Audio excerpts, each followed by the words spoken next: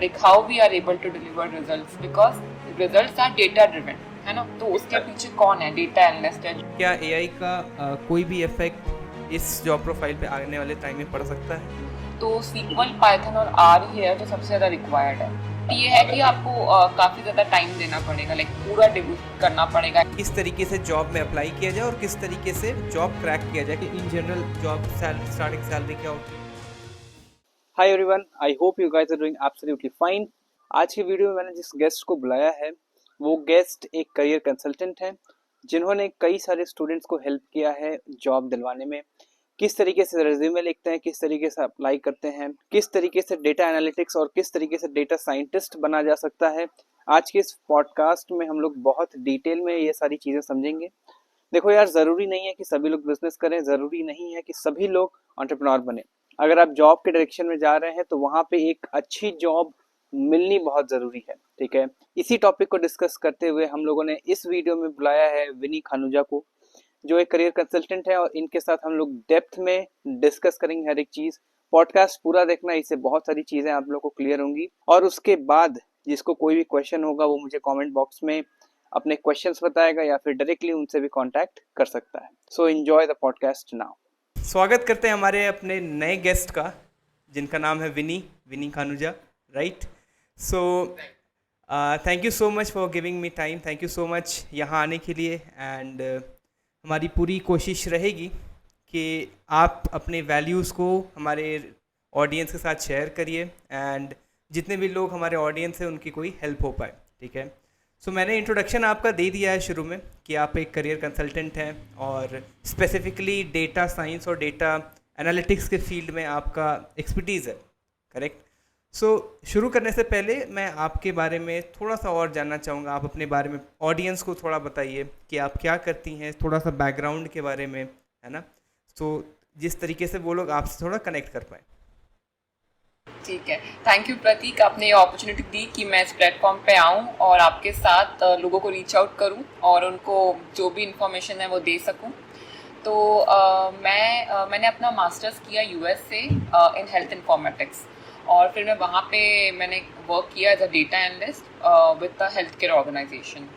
तो बेसिकली मेरा जो बैकग्राउंड था वो बायो में था, मतलब लाइक मेरा मेडिकल बैकग्राउंड था। तो इस कारण से मुझे थोड़ा टेक्निकल चीज़ें टाइम लगी लर्न करने में। तो लाइक मेरा जो था फील्ड डेटा एनालिटिक्स, उसमें सब कुछ जो भी है इट्स ऑल अबाउट टेक्निकल चीज़ें। तो लाइक मैंने इसमें काफ़ी चीज़ें नई नई लर्न करी, लाइक प्रोग्रामिंग लैंग्वेजेस हो गई, पाइथन है, सीक्वल है, टैब्ल्यू है, एक्सेल है। तो ये सब चीज़ें मतलब देखा जाए तो जो मैथ बैकग्राउंड वाले हैं या जिन्होंने कंप्यूटर साइंस कर रखा है उनको काफ़ी लाइक नॉलेज होता है इस बारे में, डिफरेंट प्रोग्रामिंग लैंग्वेजेस के बारे में। But it's not difficult because मैंने ऑनलाइन काफ़ी रिसोर्सेज यूज़ करे, और मैंने मास्टर्स किया तो यूनिवर्सिटी में मैंने प्रोजेक्ट्स करे, फिर मैंने वर्क किया तो मैंने प्रोजेक्ट्स करे, जिसके थ्रू मुझे काफ़ी एक्सपीरियंस आ गया। देन मैं इंडिया आ गई। मैं इंडिया अभी मुझे आए 6 महीने हो गए। बट राइट नाउ मैं as a full time I am like a yoga teacher, so I know that's totally different than what I was doing and what I am doing right now. But it's like वो मेरी choice थी, क्योंकि कहीं ना कहीं ये मैं अपने साथ कर रही थी, एंड मेरे बैक ऑफ द माइंड ये था कि मुझे इंडिया जाके इसकी प्रॉपर ट्रेनिंग लेनी है, क्लासेस करनी है और सर्टिफिकेशन करना है मुझे। तो मेरी प्रिपरेशन चल रही थी उसकी भी। और मैं क्यों इसमें स्विच हुई हूँ, उसका रीज़न ये है क्योंकि आई फील दैट लाइक आप कुछ भी काम कर रहे हो, it's very important to have a balance in whatever you do. तो आई थिंक जो योगा एंड मेडिटेशन मैं कंटिन्यूएशन में करती रही हूँ, इससे काफ़ी बैलेंस है और काफ़ी चीज़ें को मैं ध्यान से फोकस कर सकती हूँ। And talking about my analytics things, तो मैं ना अभी काउंसलिंग टाइप ज़्यादा कर रही हूँ लोगों की। लाइक मैंने काफ़ी स्टूडेंट्स लोगों को हेल्प की है जॉब इंटरव्यू में, जॉब प्रिपरेशन में, इंटरव्यूज़ के जो बिहेवियरल राउंड होते हैं, जो टेक्निकल राउंड्स आते हैं, तो उनकी प्रिपरेशन करने में हेल्प कर रही हूँ। मैं रिज्यूमे रिव्यू कर रही हूँ। तो बेसिकली मैंने अपना जो प्रोफाइल कहेंगे लाइक एग्जैक्टली पूरा छोड़ा नहीं है। Like I am not working as a data analyst, but definitely I am helping people who want to do something as in this career, like data analytics है, data scientist, business analyst, बहुत सारी opportunities है अगर आप इस field में, data science में आगे बढ़ना चाहते हैं तो। सो लाइक मुझे काफ़ी लोग रीच आउट करते हैं कि अगर उन्हें मे बी आफ्टर मास्टर्स में कौन सा प्रोग्राम ऑप्ट करना चाहिए जिससे वो इस फील्ड की और इन डेप्थ स्टडी कर सके, और मे बी लाइक कुछ तो like students like after 12th मुझे रीच आउट कर रहे हैं कि बैचलर्स में क्या कर सकते हैं। तो लाइक मैं इन जनरल हेल्प करना चाह रही हूँ कि किस तरह से just not data analytics field हो गया, और भी करियर ऑप्शंस होते हैं। लाइक काफ़ी कन्फ्यूजन होता है सबको कि क्या करना चाहिए, नहीं समझ आता है, राइट। तो उस चीज़ से रिलेटेड भी I am trying to help people. तो जिस तरह की क्वेरीज मुझे आई है उस तरह की चीज़ें मैं आपको बता रही हूँ कि किस तरह की स्टूडेंट्स हैं या लोग मुझे रीच आउट कर रहे हैं। तो हाँ, और अगर डेफिनेटली कोई इस चीज़ में आगे बढ़ना चाहता है, लाइक आजकल आर्टिफिशियल इंटेलिजेंस का बहुत हो गया है, तो it's like the data analytics field is like a start, like ये आपकी फर्स्ट सीढ़ी है। अगर आप ये चढ़ गए तो आप आर्टिफिशियल इंटेलिजेंस में तो डेफिनेटली जाओगे, बिकॉज कंपनी की रिक्वायरमेंट है। आपको जिस तरह का काम मिलेगा, जो प्रोजेक्ट्स मिलेंगे, है ना, आप जो भी प्रोग्रामिंग लैंग्वेज कर रहे हो उसमें मशीन लर्निंग तो आना ही है for delivering your results, right.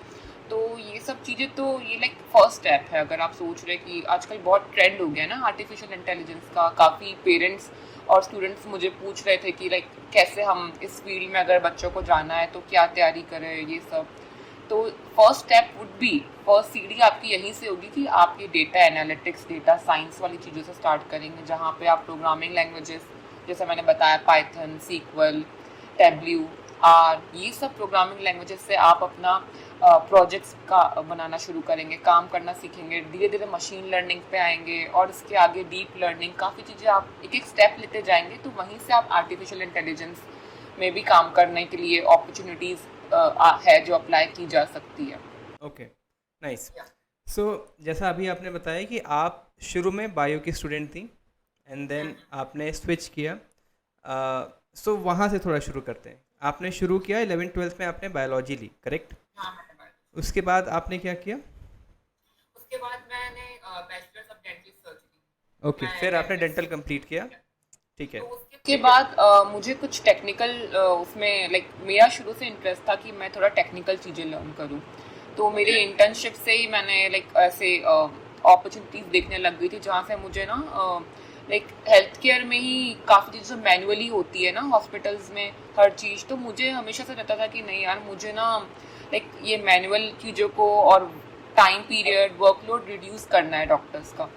तो वो सब चीज़ें हॉस्पिटल से देखकर ही मैंने सीखी कि मुझे लगता है कि चीज़ों को और डिजिटल बनाया जा सके। जैसे आजकल आप देख ही रहे कितने ऐप आ गए, है ना, आप हेल्थ केयर मॉनिटरिंग घर पे हो जाती, सब कुछ, बहुत चीज़ें आजकल चेंज हो चुकी है। तो ये सब कैसे हो रहा है? एनालिटिक्स से हो रहा है।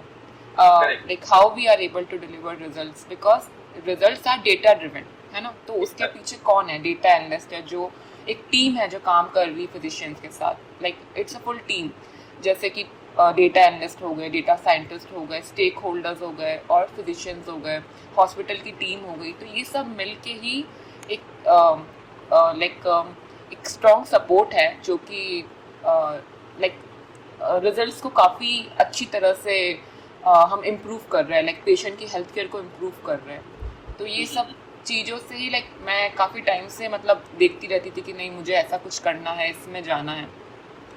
तो फिर मैंने उस रिगार्डेड ना लाइक चेक करना स्टार्ट किया। तो यूनिवर्सिटी मुझे यूएस वाली जो अच्छी लगी, मैंने वहाँ पे अप्लाई किया।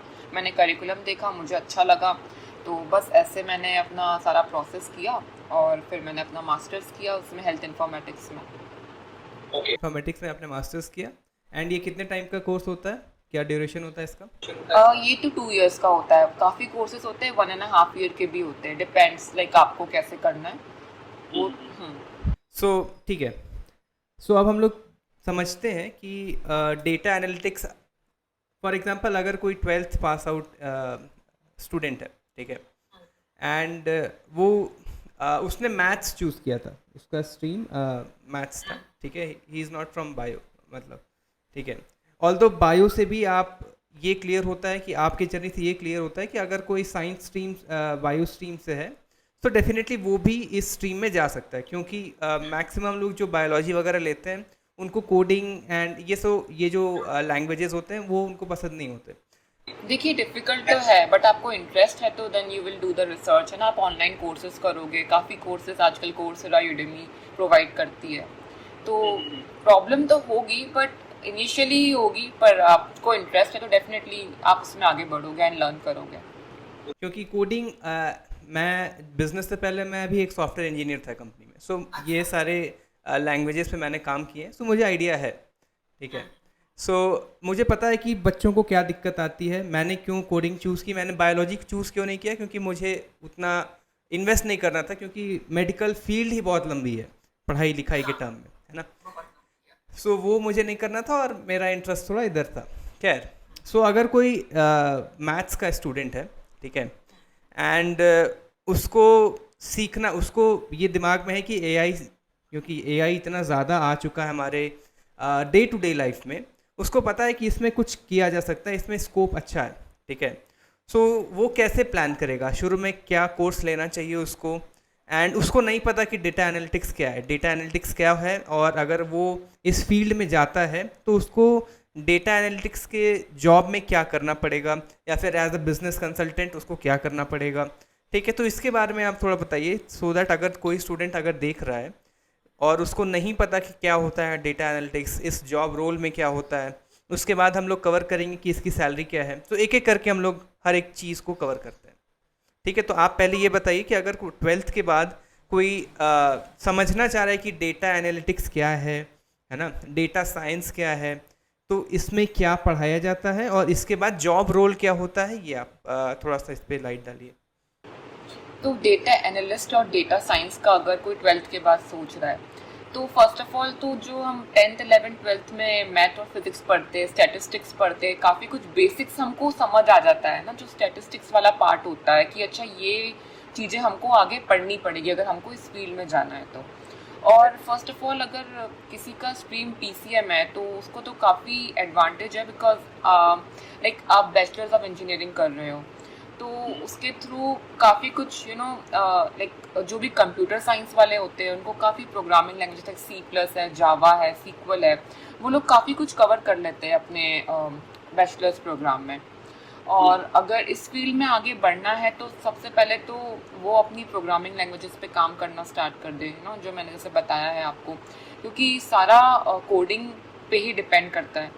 तो उसके लिए जैसे अगर अगर आपने बी करने का सोचा है कि हम ग्रेजुएट हो जाए, उसके बाद हम मास्टर्स कुछ एडवांस इसमें करें, एनालिटिक्स में जाए, तो इसके लिए अच्छा तो होगा कंप्यूटर साइंस बैकग्राउंड में जाना, क्योंकि अब ब्रांचेस तो बहुत सारी है। फॉर एग्जांपल इलेक्ट्रिकल इंजीनियरिंग हो गया, है ना, सिविल इंजीनियरिंग हो गया, but they are no sense अगर कोई सोच रहा है कि हमको डेटा एनालिटिक में आगे जाना है। तो एक कंप्यूटर साइंस स्ट्रीम ऐसी है कि काफ़ी कुछ आप कंप्यूटर रिलेटेड चीज़ पढ़ोगे, उसमें प्रोग्रामिंग लाइक मुझे इतना नहीं पता है, बट C+, जावा, ये सब तो होता ही है कि प्रोजेक्ट्स कर ही लेते हैं। तो एक बार आप उतर गए उसमें तो आपको समझ आ गया कि चाहे कोडिंग हम पाइथन में कर रहे हैं, चाहे C+ या R सीक्वल में, एक आपको वो लग गया है कि पता लग गया है कि कितना कोडिंग कैसे करनी है, ये सब कैसे करना है। तो अगर एनालिटिक्स में जाना है तो फिर computer science would be a good choice to select for the bachelors. और फिर इसके साथ आप ये देखो कि अगर जैसे आपको मास्टर्स करना है, क्योंकि मास्टर्स कर लो तो it would be an advantage, right, आपका वो 2 years का मास्टर्स हो जाएगा, तो उसमें काफ़ी कुछ एक्सपीरियंस आ जाएगा आपको, और एडवांस प्रोजेक्ट्स हो जाएंगे, कोई इंटर्नशिप हो जाएगी, तो उससे जॉब अपॉर्चुनिटीज़ काफ़ी अच्छी हो जाती है। और या तो फिर ये हो गया एक चीज़। एंड देन एक और क्वेश्चन ये था कि हाँ, फिर जब आप मास्टर्स कर रहे हो तो आप ये चीज़ देखोगे कि करिकुलम वगैरह कौन सा ज़्यादा अच्छा है, जिसमें आपको आर्टिफिशियल इंटेलिजेंस के बारे में पढ़ाया जा रहा है, जिसमें मेजर टॉपिक्स कवर हो रहे हैं, जैसे जिसमें आपको सीक्वल सिखा रहे हैं, आर पे प्रोजेक्ट्स है, पाइथन पे प्रोजेक्ट्स है। तो इस तरह से हमको सारा कुछ करिकुलम ऑनलाइन दिया होता है, तो आप हर चीज़ को डिटेल में देखो कि ये आपको कौन सी चीज़ में इंटरेस्ट आ रहा है, तो आप उस अकॉर्डिंगली अपना कोर्स सेलेक्ट कर सकते हो, अपनी यूनिवर्सिटी सेलेक्ट कर सकते हो। तो ये सब बहुत हेल्पफुल है कि आप क्या सेलेक्ट करना चाहते हो, तो वो हमको खुद ऑप्शन अवेलेबल होता है कि ऑनलाइन हम करिकुलम में देखें कि हमको ये इंटरेस्टिंग लग रहा है या ये सब्जेक्ट में हम जाना चाहते हैं, उस अकॉर्डिंग हम अपना वो प्लान करें, स्ट्रीम डिसाइड करें। इस रोल में जाने के बाद फॉर एग्जांपल अगर कोई जॉब लगती है तो उसमें जॉब रोल क्या होता है?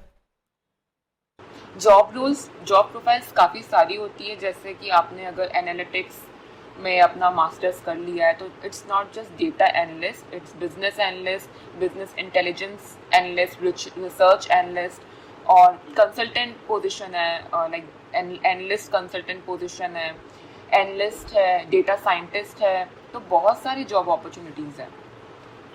ओके, एंड इस जॉब प्रोफाइल में जो स्टार्टिंग सैलरी होती है वो कहाँ से स्टार्टिंग होती है? तो स्टार्टिंग सैलरी, जैसे कि आप डेटा एनालिस्ट हो या रिसर्च एनालिस्ट हो या स्टैटिस्टिशियन हो या जैसे बिजनेस एनालिस्ट हो, पर डेटा साइंटिस्ट हो गया तो डेटा साइंटिस्ट लाइक थोड़ा और एडवांस हो गया, बिकॉज उसमें मशीन लर्निंग जैसी एडवांस चीज़ें भी आएंगी, तो उसकी सैलरी थोड़ी डेफिनेटली से ज़्यादा होगी, बट एक्सपीरियंस भी रिक्वायर्ड होगा।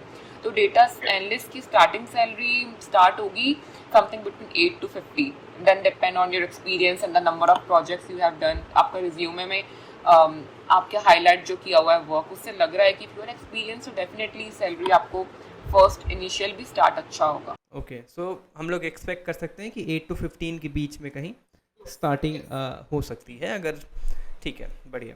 आपका एक्सपीरियंस अच्छा है, लाइक कुछ अच्छे प्रोजेक्ट्स किए हुए ना मेजर जो हाईलाइट किया है, जिससे उनको लग रहा है रिक्रूटर्स को कि हाँ, इंटरव्यूअर्स को कि ये this person can be someone जो अच्छा काम करके देगा। तो या and 10 years down the line अगर हम लोग देखें कि इस फील्ड में सबसे पहले सैलरी का स्कोप कितना इंक्रीमेंट हो सकता है, एंड आने वाले टाइम में ऐसा तो नहीं, क्योंकि हर एक जॉब प्रोफाइल पर एआई का असर पड़ रहा है। कई सारे ऐसे जॉब प्रोफाइल्स हैं जिसकी वजह से इंसान रिप्लेस हो रहे हैं, ठीक है। हाँ, आप अगर एआई यूज़ करके आप आगे बढ़ सकते हो तो ठीक है, लेकिन क्या एआई का कोई भी इफेक्ट इस जॉब प्रोफाइल पे आने वाले टाइम में पड़ सकता है?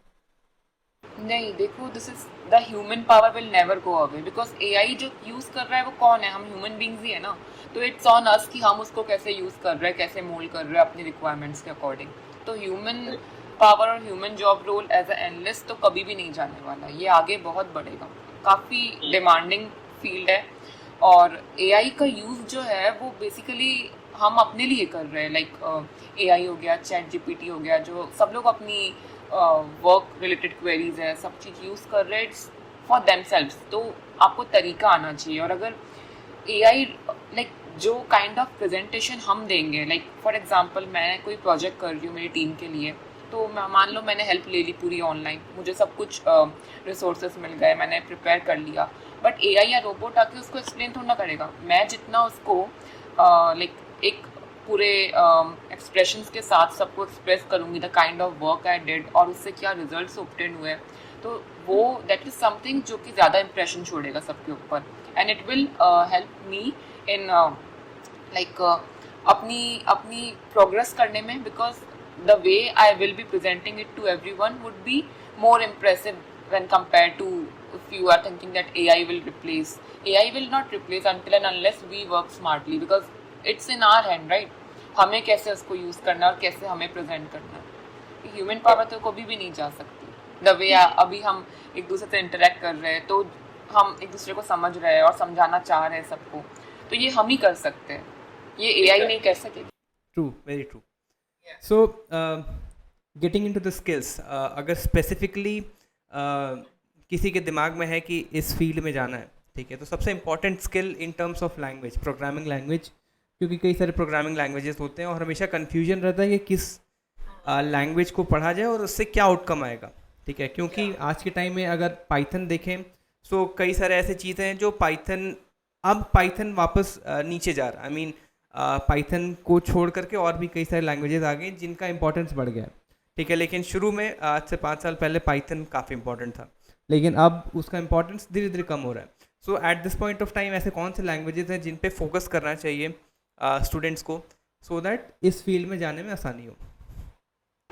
हाँ, तो जैसे अभी आपने पहले मुझसे क्वेश्चन किया था कि जॉब रोल्स क्या है, तो जैसे पावर बीआई डेवलपर भी एक जॉब रोल है जो इस स्ट्रीम वाले लोगों को मिलती है। तो पाइथन तो जैसे आपने कहा कि कब से मतलब लोगों को पता ही है, पर आजकल पावर बीआई भी आ गया है, पावर बीआई टैब्ल्यू। तो उसमें क्या होता है कि आप डैशबोर्ड्स क्रिएट करके अपनी रिपोर्ट्स प्रेजेंट करते हो आपकी टीममेट्स को। तो ये लैंग्वेजेस मतलब ये भी बहुत इंपॉर्टेंट है सीखना। पाइथन तो है ही, और उसके साथ में आर और सीक्वल भी है जो कि हमें रिक्वायर होता है, और एक सेस करके भी होता है प्रोग्रामिंग लैंग्वेज। पर ज़्यादातर जॉब रिक्वायरमेंट्स आप देखोगे ना तो सीक्वल, पाइथन और आर ही है जो सबसे ज़्यादा रिक्वायर्ड है। अच्छा। और प्रेजेंटेशन जो हम करते हैं, डैशबोर्ड्स वगैरह बनाते हैं, तो टैब्ल्यू और power BI is very important. I feel कि काफ़ी सिमिलर है Tableau and power BI, but still अगर अब आज के टाइम में फ्रेशर्स अप्लाई कर रहे हैं तो वो लोग ऑनलाइन पावर बीआई लर्न करना स्टार्ट कर सकते हैं, क्योंकि कोर्सेज अवेलेबल हैं। अब बस आपको प्लान करना है कि आपको क्या क्या चीज़ें रेडी रखनी है, कौन सी लैंग्वेजेस प्रिपेयर करनी है, तो उससे ईजी होगा मतलब इसमें आगे जब अप्लाई करना।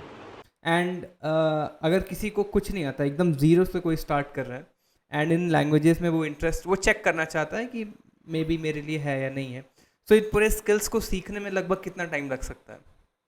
तो सारे स्किल्स सीखने में अगर वैसे सारे स्किल्स एक साथ लर्न करने की ज़रूरत नहीं है। You can just start with, अगर आप जीरो से कर रहे हो तो आप सीक्वल लर्न कर सकते हो, साथ में एक तरफ आप टैब्ल्यू कर सकते हो।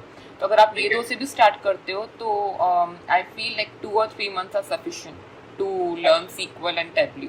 तो 2 चीज़ तो आपकी ऐसे ही कवर हो गई। एंड देन आगे और advance when you are applying for jobs, अगर आप देख रहे हो कि सीक्वल ज़्यादा पाइथन की भी रिक्वायरमेंट है, तो सब कुछ मिला के 3 to 4 months में आप सीक्वल, पाइथन एक साथ में टैब्ल्यू सीख सकते हो। तो 3 to 4 months is a good time too. So क्या इसको अज्यूम कर सकते हैं कि अगर कोई 6 months दे रहा है 6 months में तो आप और ज़्यादा कवर कर सकते हैं ना। लाइक आप 6 months में अपने पाइथन भी सीख लेंगे, आर सीख लेंगे, सीक्वल सीख लेंगे, और आप चाहे तो पावर बीआई भी कर सकते हैं। अच्छा, अगर ये है कि आपको काफ़ी ज़्यादा टाइम देना पड़ेगा, लाइक पूरा डिवोट करना पड़ेगा इन सब लैंग्वेजेस में सब कुछ। तो 6 months ठीक है, अगर टॉप एंड लेके चलते हैं, फॉर एग्जांपल 6 नहीं 1 year ही लगता है फॉर एग्जांपल, ठीक है। सो क्या 1 साल अगर कोई इन सब्जेक्ट्स को डिवोट करता है, इन सब्जेक्ट्स पे टाइम देता है, इन लैंग्वेजेस पे को सीखने के लिए टाइम देता है, तो क्या वो एम्प्लॉयबल हो जाएगा आफ्टर 1 year? बिल्कुल। लाइक आप 1 year आप पूरा सिर्फ प्रोग्रामिंग लैंग्वेजेस नहीं सीख रहे हैं, आप बिल्कुल एक्टिवली लिंक्डइन पे अपनी प्रोफाइल को बिल्ड कर रहे हैं, अपना रेज्यूमे पे काम कर रहे हैं, और जो आप लैंग्वेजेस सीख रहे हैं साथ में आप प्रोजेक्ट्स करेंगे, आपको सर्टिफिकेशन मिलेंगे, तो आपको लिंक्डइन अपडेट करना है। You have to be active on LinkedIn, है ना। तो आपको रीच आउट करना है रिक्रूटर्स को। LinkedIn should be like this the way like these days we are using Instagram ना। इंस्टाग्राम हो गया या अदर एप्स हो गए, हम कैसे ऑनलाइन रहते हैं ऑल टाइम, तो same we have to be with LinkedIn. जितना एक्टिव रहेंगे उतना we can reach out to recruiters. Like मैंने कुछ काउंसलिंग सेशन की है जिसमें लाइक मैंने स्टूडेंट्स को हेल्प की है कि द करेक्ट टेक्निक कि हम कैसे रीच आउट करेंगे रिक्रूटर्स को। और लाइक जैसे जो फ्रेशर्स हैं उनको भी सेम यही क्वेरी होती है कि हम, जैसे अभी आपने किया कि कितना टाइम देंगे और उसके बाद जॉब लग जाएगी व्हेन विल बी एम्प्लॉयड। तो बस यही है कि लाइक जैसे like we go somewhere, we dress up right, तो हम रेडी होते, तो सेम हमारा लिंक्डइन प्रोफाइल है, जितना उसको हम अपडेटेड रखेंगे, रेडी रखेंगे, तो जो भी उसको आके लाइक देख रहा है, अगर उसको अच्छा लगेगा तो वो they reach out to us, और हमें भी सबको रीच आउट करना है। तो वही चीज़ें हैं, जैसे हम अपने आप के लिए करते हैं, सेम हमें अपनी जॉब के लिए भी करना है। ठीक है, तो बढ़ते हैं अगले क्वेश्चन की तरफ। एंड आपने अभी बताया कि आप कई सारे कॉन्फ्रेंसेस वगैरह लेते हैं, है ना। कई सारे स्टूडेंट्स को आप हेल्प करती हैं किस तरीके से जॉब में अप्लाई किया जाए और किस तरीके से जॉब क्रैक किया जाए, क्योंकि स्किल्स तो लोगों के पास आ जाती हैं, लेकिन correct outreach method specifically in job section की, क्योंकि कंपनीज लिमिटेड हैं, जॉब्स लिमिटेड हैं, लेकिन सप्लाई बहुत ज़्यादा है। सो जो रिक्रूटर है उसके पास तो बहुत सारी ईमेल्स एंड बहुत सारे रेज्यूमेस डेली आते हैं, लेकिन उसमें से भी अगर आपको स्टैंड आउट करना है, अगर उसमें आपको अलग दिखना है, सो ऐसा क्या किया जाए कि आपके रेज्यूमे को पढ़ा जाए, आपके साथ इंटरव्यू बुक किया जाए, क्योंकि बहुत ये कॉमन क्वेश्चन है कि मैं आउटरीच तो कर रहा हूँ लेकिन मेरे पास कोई रिप्लाई नहीं आ रहा। सो इसको कैसे सॉल्व किया जाए? तो जैसे कि लाइक आप जॉब अप्लाई कर रहे हो, सो आपको कोई भी कंपनी का आपने जॉब प्रोफाइल पढ़ी है and you feel that this is something कि ये काम आप कर सकते हो, दिस इज सारे जो भी पॉइंट्स हैं यू फील दैट कि ये मुझसे हो जाएगा, देन आप डेफिनेटली उस पोजीशन के लिए अप्लाई करोगे। तो फर्स्ट ऑफ ऑल आप अपने रेज्यूमे को थोड़ा मॉडिफाई करोगे, लाइक जो भी पॉइंट्स आपको अच्छे लगेंगे उसमें, लाइक आपको लगा कि ये point is something that's relevant to kind of work I am doing, तो उसको थोड़ा सा आप मॉडिफाई करोगे रेज्यूमे को। ओके, वो हो गया। उसके बाद इम्पॉर्टेंट थिंग इज़ कि ये बात तो सही है कि रिक्रूटर के पास तो हज़ारों कितनी ईमेल्स है, लोगों ने रीच आउट किया हुआ है, तो उसी कंपनी में जो आपको अच्छी लगी, जो आपने देखा है कि यार ये मैं अप्लाई करने वाली हूँ या करने वाला हूँ, तो उसमें आप वहाँ पे जो ऑलरेडी उस कंपनी में काम करते हैं लोगों को रीच आउट करोगे, उनको मैसेज डालोगे। मैसेज में भी आपको प्रॉपरली उनको ऐसे सिर्फ नॉर्मली कनेक्ट नहीं करना है, आपको प्रॉपरली उनको एक मैसेज लिख के भेजना है कि आपका जो मैसेज कनेक्ट करने का तरीका है बहुत इंपॉर्टेंट है, बहुत मैटर करता है कि आप किस वे में सामने वाले को रिक्वेस्ट भेज रहे हो। बिकॉज अभी मुझे कोई लिंक्डइन पर रिक्वेस्ट भेजेगा, मुझे पता है कि इसको मे बी इसको शायद मुझसे या तो ही wants to me to refer him या ऐसा कुछ होगा। तो इस कारण से आपको पहले उसको जानना है, उसको समझना है कि hey how are you, I am just reaching out to you to connect with you and want to know more about your company and how the things are there in your company, what kind of work you are doing. So just like normal connect नहीं होता networking करना लोगों से। correct. अब जैसे हम नए दोस्त कैसे बनाते हैं, हम Instagram या Facebook पे भी आप लोगों को रीच आउट करते हो ना, कोई भी आपको रिक्वायरमेंट है या आपको किसी चीज़ के बारे में पता लगाना है, तो वैसे ही लिंक्डइन तो मतलब बहुत इंपॉर्टेंट है। आप डायरेक्टली किसी को रिक्वेस्ट सेंड करके सिर्फ ये नहीं लिख सकते कि please can you refer me for this role, आप पहले उनसे एक अच्छी कनेक्शन बनाइए एंड नॉट जस्ट वन आइल से आप एटलीस्ट 10 to 12 पीपल को कनेक्ट करिए उस कंपनी के, क्योंकि कोई एक या दो तो आपको रीच आउट बैक करेंगे, they will reply back to you.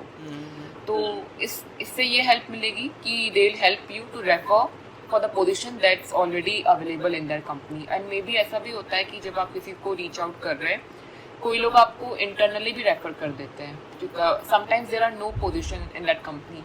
एक फॉर एग्जांपल किसी को गूगल में काम करना है ना, बहुत टाइम से वो वेट कर रहे हैं कि मुझे डेटा एनालिस्ट की पोजीशन मिल जाए, बट कई बार ये होता है कि इंटरनल ओपनिंग्स भी होती है। तो आप उस कंपनी के जैसे जो एम्प्लॉयज़ है, अगर आप ऑलरेडी उनसे कनेक्टेड है, आप उनसे थोड़े टाइम से बात कर रहे हैं, आपने अच्छी एक बॉन्डिंग बना ली है, लाइक एक जो नेटवर्किंग कनेक्शन होता है ना नॉर्मल, वो आपका उनसे अच्छा है, तो you can then reach out to them कि if there are any roles, internal roles available, please can you refer me, तो वो आपको डेफिनेटली रेफर करेंगे। तो एक मेन इंपॉर्टेंट पॉइंट तो ये हो गया कि आप अपना कनेक्शन अच्छी तरह से बनाइए।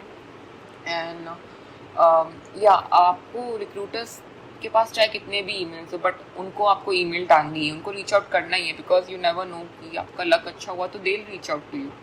और फिर जैसे मैंने बताया कि रेज्यूमे को मॉडिफाई करना है according to the job profile.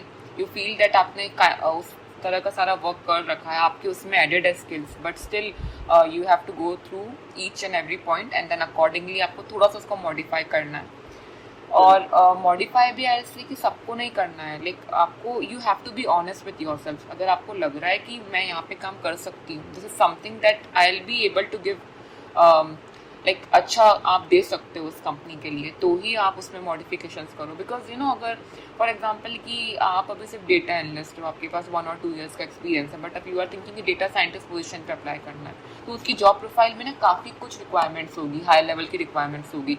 अब उतना मॉडिफाई आपको बिल्कुल भी नहीं करना है, बिकॉज क्या होगा कि आप जितना भी इररिलेवेंट चीज़ें डालोगे, देन इंटरव्यू में जब आपसे क्वेश्चन होंगे तो वो समझ आ जाएगा कि ये कैंडिडेट ने मतलब इसे इतना कुछ आता नहीं है। तो हमें इतना भी कुछ मॉडिफिकेशंस नहीं करना है जो लगे कि जो हम है ही नहीं। तो I would never recommend this to do. उतना ही हम करेंगे जो कि सूटेबल है हमारी प्रोफाइल के लिए and something that looks good. तो आपको इंटरव्यू में भी हेल्प मिलेगी, because you will be able to answer that question, because सबको पता है कि ये स्किल्स उसमें लिखे थे and you have studied for those skills and now you will be able to answer और interview behavioural round and then later comes technical round. तो ये सब चीज़ें इंपॉर्टेंट है that you have to keep in mind and I think this is very helpful. Like लोगों को इससे help मिली है एंड उनको जॉब मिली है। बस यही है कि आप कुछ भी ओवर ना करें। एंड ऑल्सो आई थिंक अगर आप कहीं भी अप्लाई कर रहे हैं, सो मेजरली क्या गलती लोग करते हैं, वो ये करते हैं कि एक बार आपने ईमेल भेजा एंड आप भूल गए, फिर छोड़ दिया, और अगर रिप्लाई नहीं आया तो आपने भी कुछ नहीं किया। लेकिन मेरे हिसाब से आपको फॉलोअप करना चाहिए। फॉलोअप से क्या होता है ना कि अगर 1000 लोग ईमेल भेज रहे हैं, उसमें से अगर 250 लोग सिर्फ फॉलोअप कर रहे हैं, तो वो 250 अब सेलेक्ट हो, मतलब वो एक ग्रुप आ गया जिसको रिक्रूटर देखेगा कि ये जेन्युइनली इंटरेस्टेड है और इसने फॉलोअप किया।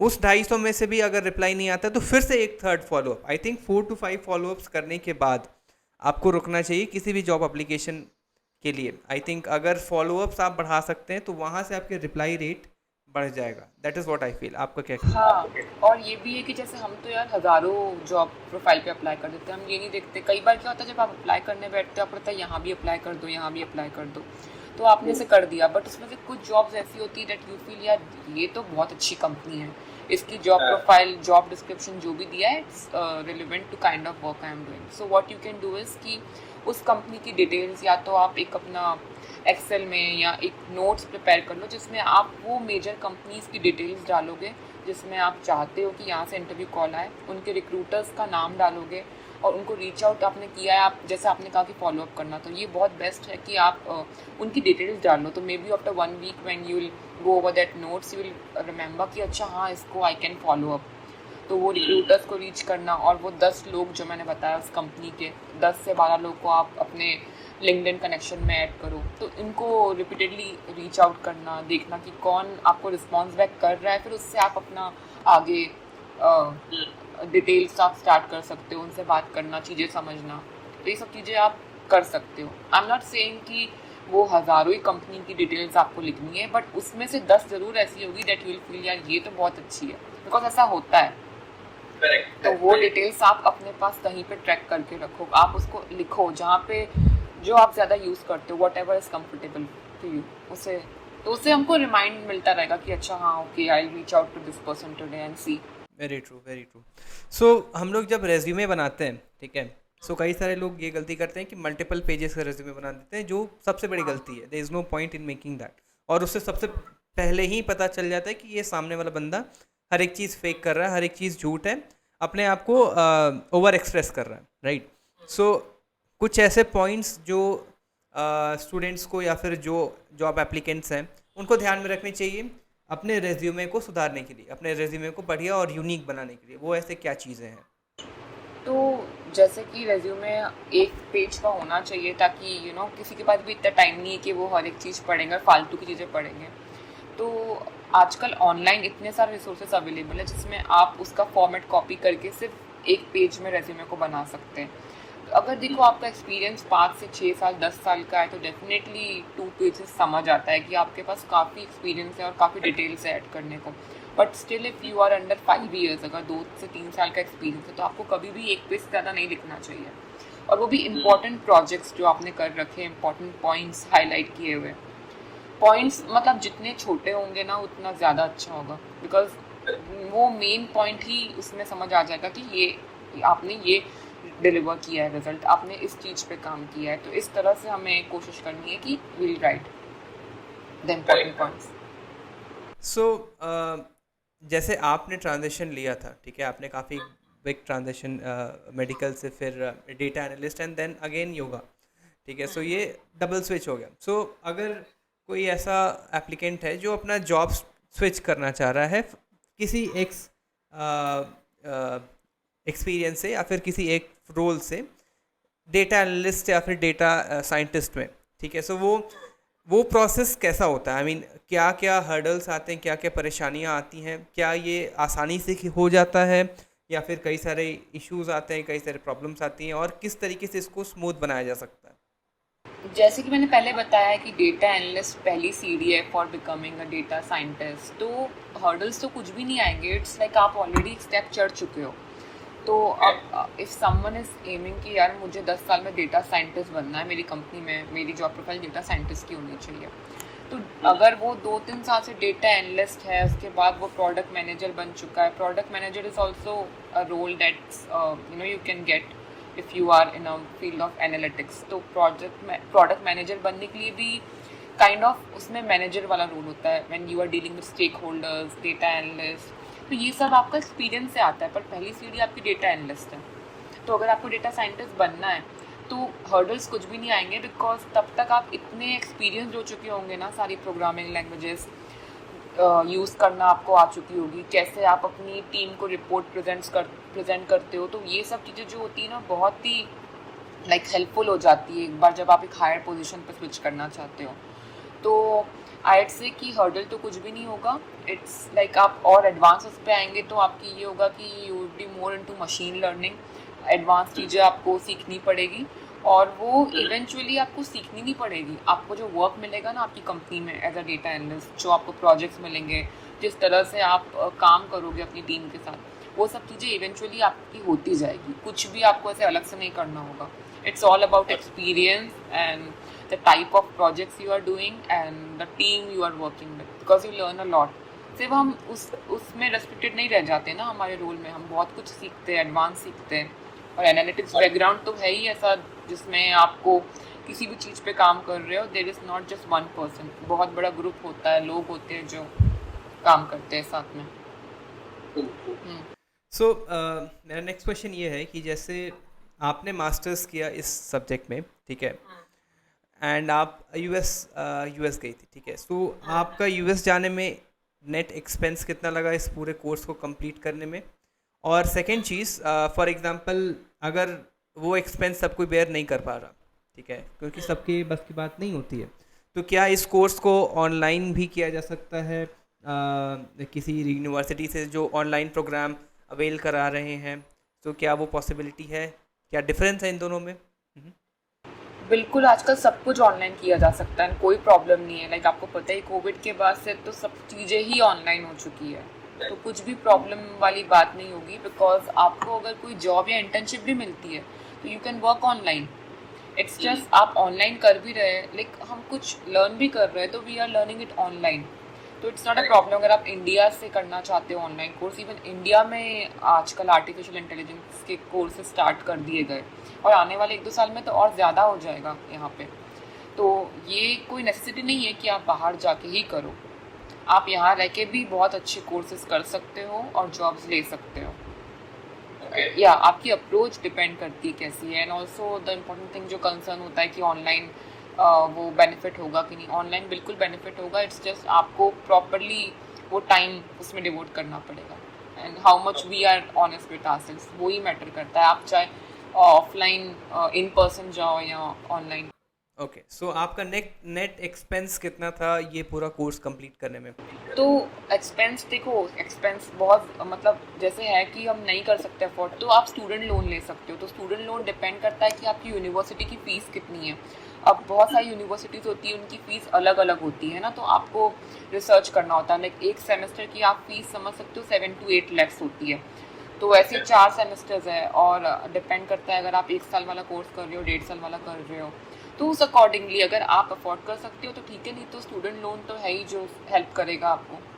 तो दिस इज़ द ऑप्शन।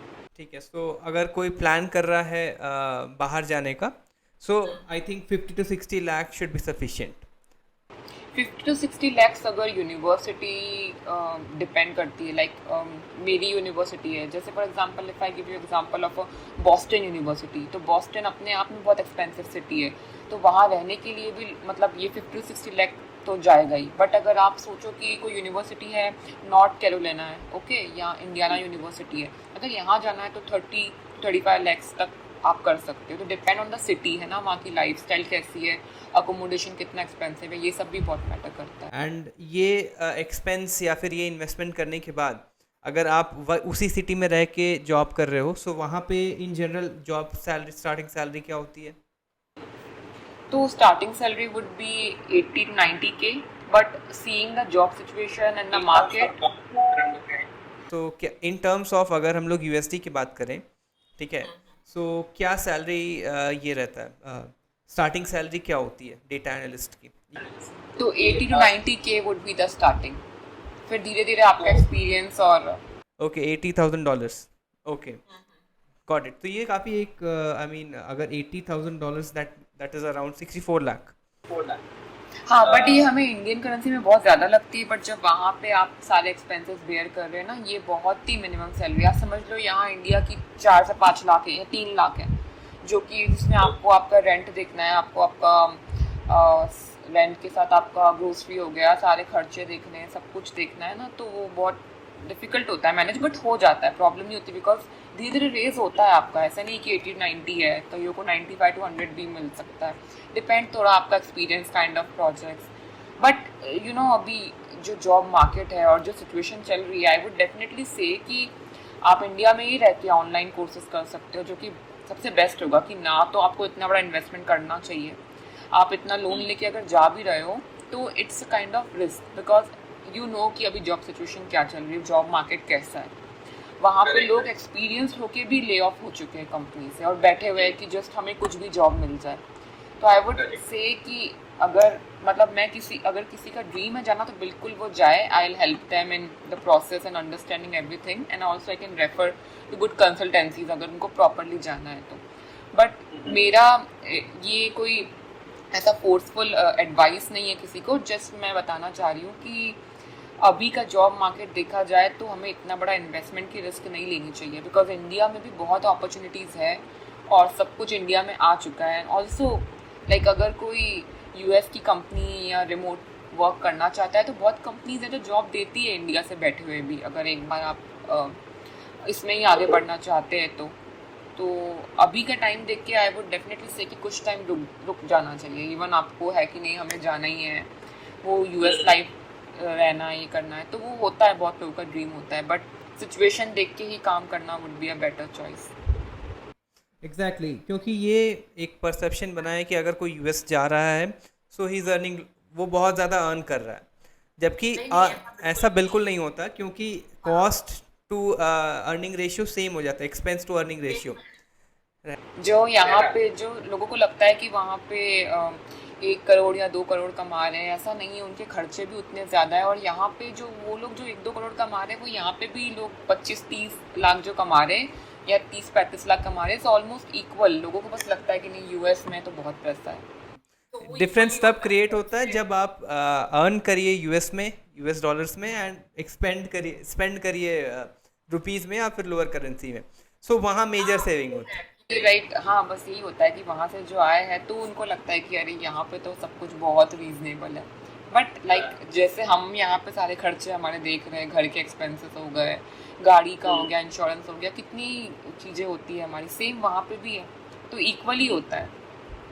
मतलब अभी जो वहाँ पे सब H1B पे है भी ना, लाइक आप काइंड ऑफ उनका फ्यूचर देखो कि ठीक है, कुछ लोग सेटल हो जाते हैं, सिटीजन बन भी जाते हैं ना, बहुत लॉन्ग जर्नी है, बट काइंड आप ये देखिए कि सेटलमेंट कहाँ है। आज आप इंडिया में हो, ओके, आपका बिजनेस है, आपको पता है यहाँ का घर है, आप सिटीजन हो, आपको कोई रेस्ट्रिक्शन नहीं है कि यार मैं तो यहाँ पे पता नहीं कितने साल हूँ, 10 साल हूँ, 12 साल हूँ, ये टेंशन नहीं है, हमें पता है हम सिटीजन है, हमारा सब कुछ है यहाँ पे। तो एक वो वाला माइंडसेट या एक वो चीज़ हमें कभी नहीं आ पाएगी। बट स्टिल अगर किसी का ड्रीम है, किसी को जाना है, तो दे शुड गो, बिकॉज हाँ, वो एक अलग एक्सपीरियंस है, कई सारे एक्सपोजर बढ़ जाता है अलग अलग टैलेंट से मिलने का, so that is a different thing. ठीक है, सो इस सेशन का हम लोग लास्ट क्वेश्चन रखते हैं। सो जैसे कि आप कई सारे स्टूडेंट्स को हेल्प करती हैं, है ना, उनको कंसल्ट करती हैं, उनका माइंड क्लियर करती हैं कि आगे क्या करना चाहिए, करेक्ट। सो ऐसा कोई स्टूडेंट आपका रहा जिसकी सक्सेस स्टोरी आप यहाँ शेयर करना चाहेंगी, जिनकी जॉब में भी लगी और वो शुरू में क्लियर नहीं थे, मे बी फिर उसके बाद जाके उन्होंने एक अच्छा अच्छे कंपनी में जॉब क्रैक किया आपके मेथड से? अब ऐसे एकदम से मेरे दिमाग में कोई एक स्टूडेंट तो नहीं है, क्योंकि काफ़ी सारे लोगों से मैंने ऐसे लाइक सेशंस किए हैं, तो पर लेकिन मैं आपको ऐसे बता सकती हूँ कि जैसे मेरे पास एक स्टूडेंट आया था जो उसका मतलब बैचलर्स हो चुका था एंड उसका कुछ कंप्यूटर साइंस का ही बैकग्राउंड था। तो उसने मुझे अपना रेज्यूमे शेयर किया और डिटेल्स दिखाई कि मैं जॉब्स अप्लाई कर रहा हूँ ना, मैं फ्रेशर, तो मुझे जॉब नहीं मिल रही है, कोई कॉल्स नहीं आ रहे। तो जो उनका लाइक रेज्यूमे था ना, काफ़ी उसमें जो डिटेल्स थी बहुत ही रिलेवेंट थी, मतलब इतना कुछ था डिस्क्रिप्शन की कोई भी आप उसको 2 लाइन पढ़ के बोलोगे कि नो ये डजंट मेक सेंस। तो फिर सबसे पहले हमने उनके रेज्यूमे पे काम किया, उनकी लिंक्डइन प्रोफाइल को देखा कि उसमें आप उनका मेन बायो कैसा होना चाहिए और जो मेन प्रोजेक्ट्स थे वो हाईलाइट करवाए। फिर मैंने जो मेरे पास मटेरियल मैं यूजुअली जो मेरे स्टूडेंट्स को देती हूँ कि ये क्वेश्चंस हैं जो कि आपको प्रिपेयर करने ही है आपके इंटरव्यू के लिए। लाइक फर्स्ट आपका बिहेवियरल राउंड होता है, तो सबसे पहले तो आपको ये सोचना है कि ये क्लियर करना है, फिर सेकंड स्टेप की सोचेंगे। तो वो भी बहुत मैटर करता है, the way you are communicating with the interview. Okay, वो इसलिए करता है कि कितना confidently you are answering the question, and also while answering the question आप कितने अच्छे से उनको देख के सब बता पा रहे हो। तो ये छोटी छोटी चीज़ें बहुत मैटर करती है। तो उसके जो इंटरव्यूज़ चले थे उसमें मैं मतलब लाइक उसका जब फर्स्ट इंटरव्यू हुआ था, उसके बाद जब वो सेलेक्ट होकर सेकंड इंटरव्यू में आया था, तो ये चीज़ें उसने मुझे बताई थी। देन सेकंड इंटरव्यू जो टेक्निकल राउंड था, तो उसके लिए मैंने ऑनलाइन रिसोर्सेज वगैरह बताए थे, जो कुछ मेरे पास मटेरियल था वो मैंने शेयर किया था, और कैसे लाइक वो प्रैक्टिस कर सकता है। तो उसका से फर्स्ट सेकंड इंटरव्यू हुआ, एक थर्ड हुआ था जो HR राउंड था, तो वो फाइनली क्लियर हो गया था उसका। नाइस। तो ये एक एग्जांपल हो गया। और जैसे लाइक ऐसे भी स्टूडेंट, एक दो स्टूडेंट्स है कि like going through this phase and कुछ हो नहीं रहा है चीज़ें, तो उसको मैंने अपनी लाइक योगा क्लास में ऐड किया था। तो उनको मैंने 1 महीने की योगा क्लास दी थी, बट उसके बाद तो कंटिन्यू नहीं किया क्योंकि जॉब लग गई थी, एंड देन उसको ये था कि नहीं, नया नया जॉब में फोकस करना है, काम सीखना है, तो कैसा होगा।